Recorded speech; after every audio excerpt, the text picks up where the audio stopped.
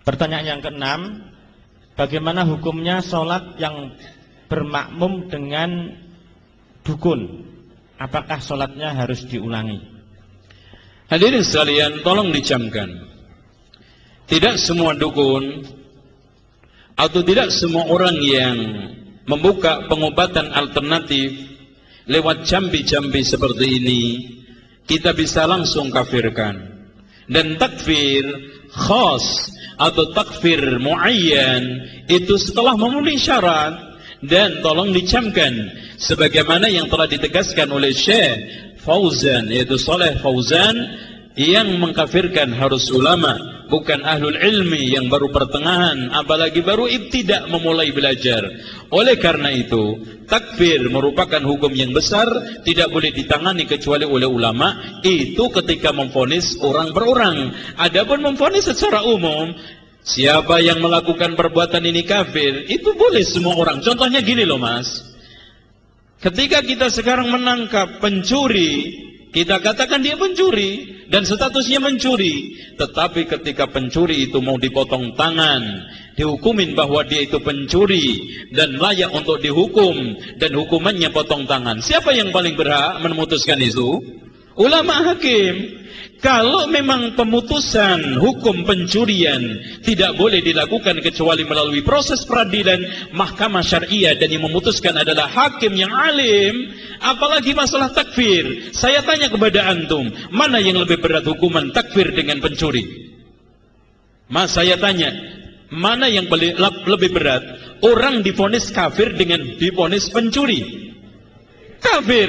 Kalau pencuri masih muslim, masih peluang masuk surga ada, dan cuman potong tangan. Sementara kalau kafir, satu, keluar dari Islam. Yang kedua, kalau mati tidak dikubur di kuburan kaum muslimin. Yang ketiga, hartanya kalau mati tidak boleh diwarisin.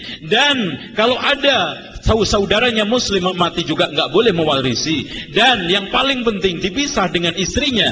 Tolong dicamkan, siapa yang sudah divonis kafir harus dipisah dengan istrinya. Dan itu ijma', tidak ada yang berbeda. Mas, konsekuensi yang sekian ini apakah main tunjuk di jalan? Kafir, kafir, kafir. Masya Allah, sehari dapat 15. Lo dapat berapa hari ini? 20. Ana cuma dapat 15. Ya udah besoklah tambah. Masya Allah, kayak ngumpuli bekecot mas. Subhanallah, ini hukum berat ya ikhwan. Lebih berat lagi, dia tidak memahami kaidah ulama, man lam yukaffirul kafir aw syakka fi kufri fa huwa kafir. Siapa yang tidak mau mengkafirkan orang kafir atau ragu terhadap kekafiran orang kafir, maka dia kafir. Itu maksudnya orang-orang yang jelas kafir asli, Yahudi, Nasrani, Buddha, Hindu. Siapa yang tidak mau mengkafirkan orang Hindu dan tidak mau mengkafirkan orang Yahudi, maka kafir atau ragu kekafiran mereka, kafir. Tapi yang menjadi masalah sekarang, orang yang aslinya muslim kemudian dikeluarkan dari Islam, itu tidak mudah. Makanya Syekhul Islam Ibnu Taimiyah mengatakan, siapa yang masuk Islam penuh dengan kemantapan dan dalil qat'i, tidak boleh kita keluarkan dari Islam kecuali dengan kemantapan dan dalil qat'i. Nggak boleh kira-kira. Makanya Rasulullah mensyaratkan, terutama mengkafirkan pemimpin, illa antarau kufran bawahan lakum minallahi fihi burhan. Kamu memiliki dalil dari sisi Allah dengan jelas-jelas. Dengan demikian ya ikhwan, masalah takfir saya ingatkan, jangan digampangkan. Masalahnya resikonya berat. Simpelnya, man qala li akhihi ya kafir faqad ba'a biha ahaduhuma. Barang siapa yang mengatakan kepada saudaranya si kafir, maka akan kembali kepada salah satunya. Kalau tidak yang ditunjuk, yang menunjuk. Udah, itu dong. Enggak bakal meleset ke orang lain.